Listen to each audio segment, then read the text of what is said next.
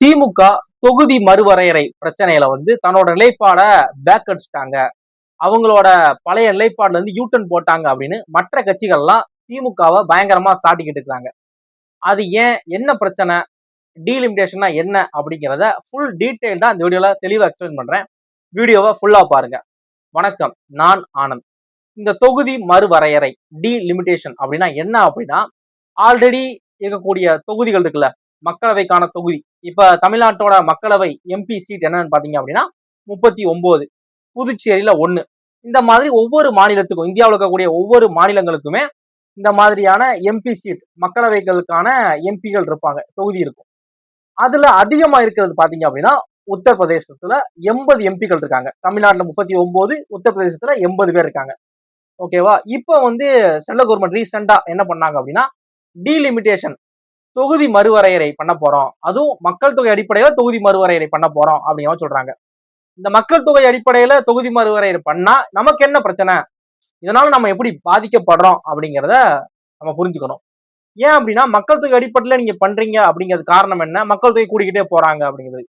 தமிழ்நாட்டை பொறுத்தளவுல 1952ல பிஎம் ஜவஹர்லால் நேரு அவங்க இருந்தப்ப வந்து குடும்ப கட்டுப்பாடு முறை அப்படிங்கிற ஒரு முறையை அறிவுறுத்துறாங்க. இதை நீங்க வந்து மக்கள் எல்லாம் ஃபாலோ பண்ணணும். ஏன் அப்படின்னா, இப்ப வந்து மக்கள் தொகை அதிகமா கூடிக்கிட்டே இருக்கிறான். 1952லயே மக்கள் தொகை அதிகமா கூடிக்கிட்டே இருக்கனால உணவு பற்றாக்குறை ஆகுது, பஞ்சம் வருது, வேலை வாய்ப்பு இல்லாம போயிடும், அரசனால எல்லாருக்கும் போதுமான சேவையை பண்ண முடியல அப்படிங்கறனால இந்த குடும்ப கட்டுப்பாடு முறை அப்படிங்கிற முறைய இம்ப்ளிமெண்ட் பண்றாங்க, அறிவுறுத்துறாங்க. இத மற்ற ஸ்டேட் கவர்மெண்ட், நம்ம அதுவும் சவுத் ஸ்டேட் கவர்மெண்ட்ஸ் எல்லாம், கர்நாடகா, கேரளா, நம்ம தமிழ்நாடு, இந்த ஸ்டேட்டை சேர்ந்த மாநில அரசுகள் என்ன பண்றாங்க அப்படின்னா அதை வந்து ஊக்குவிக்கிறாங்க. இப்படி பண்ணணும் அப்படிங்கறதுனால ரொம்ப ஸ்ட்ரிக்டா ஃபாலோ பண்றாங்க.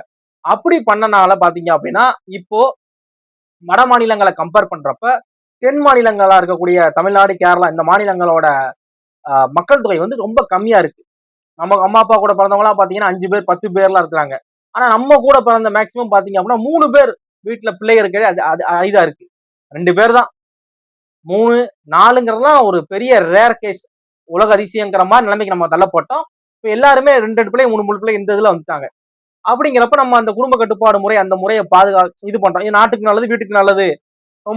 ரொம்ப பிள்ளைங்க இருந்தாங்க அப்படின்னு நம்மளால அவங்களுக்கு ஏத்த மாதிரியான ஒரு ஒரு லைஃப் ஸ்டைலை கொடுக்க முடியாது, பிரச்சனை அப்படிங்கிற மாதிரி எல்லாருமே அந்த இதுல வந்துட்டாங்க. ஆனா இந்த நேரத்துல இதை சென்ட்ரல் கவர்மெண்ட் தான் இம்ப்ளிமெண்ட் பண்ண அனௌன்ஸ் பண்ணாங்க. அதை ஸ்டேட் கவர்மெண்ட் பக்காவா ஃபாலோ பண்ணி தன்னோட மக்கள் வந்து அதுக்கு வழி இது பண்ணாங்க. இப்போ வந்து இல்ல, மக்கள் தொகை அடிப்படையில தொகுதி மறுவரையறை பண்ண போறோம் அப்படிங்கிற மாதிரி சொல்றாங்க. சரி, இந்த தொகுதி மறுவரையறை பண்ணாங்க அப்படின்னா என்ன நமக்கு பிரச்சனை வரும்னா, நம்மகிட்ட இருக்கக்கூடிய அந்த 39 பேர் வந்து குறைய வாய்ப்பு இருக்கு. கூட வாய்ப்பே கிடையாது, குறைய வாய்ப்பு இருக்கு. ஏன்னா மக்கள் தொகை அதிகமாயிருக்கு அப்படிங்கிற அந்த நம்பர் வந்து நம்மளை விட உத்தரப்பிரதேசத்துல அதிகமா இருக்கு. ஏன்னா ஆல்ரெடி 80 பேர் இருக்காங்க, 80 எம்பிகள் இருக்காங்க. அப்படிங்கிறப்ப அதிகமா இருக்கு. உத்தரப்பிரதேசம், மத்திய பிரதேசம், ராஜஸ்தான், பீகார், இந்த 4 மாநிலங்கள்ல அதிகமா இருக்கிறாங்க. ஒரு கட்சி மத்திய அரசை ஆளணும், மத்தியில ஒரு கட்சி வந்து ஆட்சி அமைக்கணும் அப்படின்னா மொத்தம் 543 நாடாளுமன்ற தொகுதிகள் இருக்கு. ஓகேவா? இதுல 272 தொகுதிகள்ல ஜெயிச்சாதான் அவங்க வந்து ஆட்சி அமைக்க முடியும். 272 மக்களவை தொகுதிகளை ஜெயிக்கணும். அப்படிங்கிறப்ப இப்ப இருக்கிற கணக்குப்படி 272, நார்த்லயே 80, உத்தரப்பிரதேசத்துல 80. இப்போ நான் மக்கள் தொகை அதிகமா இருக்குன்னு சொன்னோம்ல, ஒரு 4 மாநிலங்கள், உத்தரப்பிரதேசம், மத்திய பிரதேசம், ராஜஸ்தான், பீகார். இங்க இருக்கக்கூடிய தொகுதிகள், இப்ப இருக்கக்கூடிய தொகுதிகள் பாத்தீங்கன்னா 174 தொகுதிகள் இப்போதைக்கு தற்போது இருக்கு. அங்க மக்கள் தொகை அதிகமா இருக்காங்க. நமக்கு இன்னும் அதே ஸ்டேட்ல இருக்கும் நம்ம மக்கள் தொகை. ஆனா அங்க அதிகமா இருக்காங்கிறப்ப அங்க இருக்கக்கூடிய 80 அதிகமாக்குறாங்க.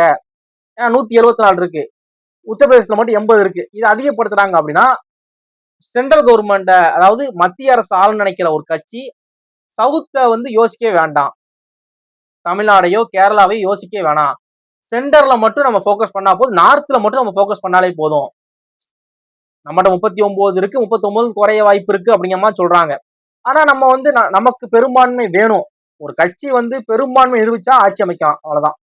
அப்படிங்கிறப்ப பெரும்பான்மை நமக்கு வேணும் அப்படிங்கிற பட்சத்துல நம்ம வந்து தொகுதி மறுவரை மாத்திட்டோம், தொகுதியை வந்து அதிகப்படுத்திட்டோம். அதுவும் இந்த மத்தியில் இருக்கக்கூடிய அந்த 4 மாநிலங்கள் தொகுதியை நம்ம அதிகப்படுத்திட்டோம், வட மாநிலங்கள் அதிகப்படுத்திட்டோம்னா அங்க ஆல்ரெடி இப்ப இருக்க கரண்ட் சுச்சுவேஷன் பாத்தீங்க அப்படின்னா என்டிஏ அலைன்ஸ் தான், பிஜேபி பிளஸ் என்டிஏ அலைன்ஸ் தான் அங்க ஸ்ட்ராங்கா இருக்கு இந்த 4 மாநிலங்கள்ல. அப்போ திரும்பவும் அங்க இது பண்ணாங்க, தொகுதி கூடுச்சு அப்படின்னா இன்னும் ஈஸியா பிஜேபி ஜெயிக்கிறதுக்கு வாய்ப்பு வந்துடும். இது வந்து முழுக்க முழுக்க அதாவது இந்த கேம்லயே சவுத் இந்தியா இல்லாம போயிரும். இந்த எலெக்ஷன்ல இந்த கேம்லயே சவுத் இந்தியா மேஜர் பிளே ஒண்ணுமே இருக்காது. நம்ம சென்டரை மட்டும் இது பண்ணிக்குவோம், ஃபோக்கஸ் பண்ணிக்குவோம், ஈஸியா ஜெயிச்சிடலாம். நமக்கு வந்து இன்னமும் தமிழ்நாட்டுல ஒரு சீட் கூட ஜெயிக்க முடியல, அப்ப பிரச்சனை இல்லை, நம்ம வந்து இதை மட்டும் பாத்துக்கலாம் அப்படிங்கிற நிலைப்பாடுக்கு அவங்க போயிருவாங்க. அதனால அது வரக்கூடாது. ஏன்னா நமக்கு நம்மளோட உரிமையும் போயிரும். உங்கள்கிட்ட 39 இருக்கட்டும் வச்சுக்கோங்க, அதை வச்சு நீங்க என்னமோ பண்ணிக்கோங்க, நாங்க மேல கவர் பண்ணிக்கிறோம், அதை வச்சு நாங்க ஆட்சி அமைச்சுக்குவோம் அப்படிங்கிற நிலைப்பாடு வந்துரும். அப்படிங்கறனால பயங்கரமா இதை திமுக எதிர்த்தாங்க. ஏன்னா நீங்க தான் மக்கள் தொகையை குறைக்கணும், நீங்க அதுக்கேற்ற மாதிரி நாங்க குறைச்சோம். இப்போ வந்து மக்கள் தொகை அடிப்படையில நாங்க கூட்ட போறோம் அப்படிங்கிறது எந்த வகை நியாயம் அப்படிங்கிற மாதிரி சொல்றாங்க. இப்ப இருக்கக்கூடிய இந்த மக்களவை தொகுதிகள் இருக்குல்ல, 543 மக்களவை தொகுதிகள், இது வந்து கடைசியா எப்ப பண்ணாங்க அப்படின்னா 1971 மக்கள் தொகை அடிப்படையில கணக்கீட்டு அடிப்படையில இந்த தொகுதி பண்ணிருக்காங்க, இந்த தொகுதி மறுவரை பண்ணிருக்காங்க. அதுக்கப்புறம் 1976ல இனிமே மக்கள் தொகையோட தொகுதியை நீ மாத்திக்க, ஆனா நம்பரை கூட்டுறது குறைக்கிறது பண்ணக்கூடாதுன்னு சொல்லி ஃப்ரீஸ் பண்ணிட்டாங்களாம். 1976 42வது சட்ட திருத்தத்தின் மூலமா அதை அப்படியே ஃப்ரீஸ் பண்ணிட்டாங்க. இனிமே தொகுதியை நம்பர்ஸை கூட்டுறது, எம்பியை கூட்டுறது குறைக்கிறதெல்லாம் பண்ணக்கூடாது. தொகுதியை நீங்க கூட்டுறது குறைக்கிறது, அதாவது இந்த தொகுதியில் இருக்கக்கூடிய ஒரு ஒரு ஊரை வந்து அந்த தொகுதிக்கு மாத்துறது, ஒரு மாவட்டத்தை அந்த தொகுதிக்கு மாத்துறது, அப்படிங்கெல்லாம் பண்ணுவாங்க. அது பண்ணிக்கும், ஆனா நம்பர்ஸ் சேஞ்ச் பண்ணக்கூடாது. இந்த 39 தமிழ்நாட்டுக்கு இந்த 39 தான், உத்தரப்பிரதேசத்தில் இருக்கக்கூடிய 80க்கு உத்தரப்பிரதேசம் 80 தான், அதை தாண்டி நீ பண்ணக்கூடாது அப்படிங்கிற மாதிரி ஃப்ரீஸ் பண்ணாங்க. அப்புறம் 2002 டைம்ல என்ன பண்ணாங்கன்னா இந்த டீலிமிடேஷன் ஆணையம் ஒண்ணு கொண்டு வந்து அந்த டைம்ல அதாவது தொகுதி எல்லை மறுவரையறை அப்படிங்கிற மாதிரி தொகுதியோட எல்லைகளை மாத்தி இதுவெல்லாம் பண்ணி ஒரு ஆணையம் வச்சு பண்ணாங்க. அன்னையில இருந்து 2026 வரைக்கும் எதுவும் பண்ணல. இப்போ ரீசெண்டா பாத்தீங்க அப்படின்னா நாங்க டீலிமிடேஷன் பண்ண போறோம் அப்படிங்கிற மாதிரி சென்ட்ரல் கவர்மெண்ட் அனௌன்ஸ் பண்ணாங்க. இப்படி பண்ணிட்டாங்க அப்படின்னா தமிழ்நாட்டுக்கு, கேரளா இந்த மாதிரியான தென் மாநிலங்களுக்கு பெரிய பிரச்சனை, நம்ம வந்து கேம்ல இல்லாம போயிருவோம் அப்படிங்கறதுல திமுக பயங்கர எதிர்ப்பு தெரிவிச்சாங்க. அந்த அவங்களோட அந்த மசோதா காப்பியை கூட எரிச்சாங்க நினைக்கிறேன், ஸ்டாலின் சார் எரிச்சாங்க. அந்த மாதிரி ரொம்ப ஒரு பயங்கரமான ஒரு போராட்டங்கள்ல பண்ணாங்க. அப்படி இருக்கிறப்ப இப்போ வந்து அவங்களோட நிலைப்பாடுல சேஞ்ச் இருக்கு அப்படிங்கிறாங்க.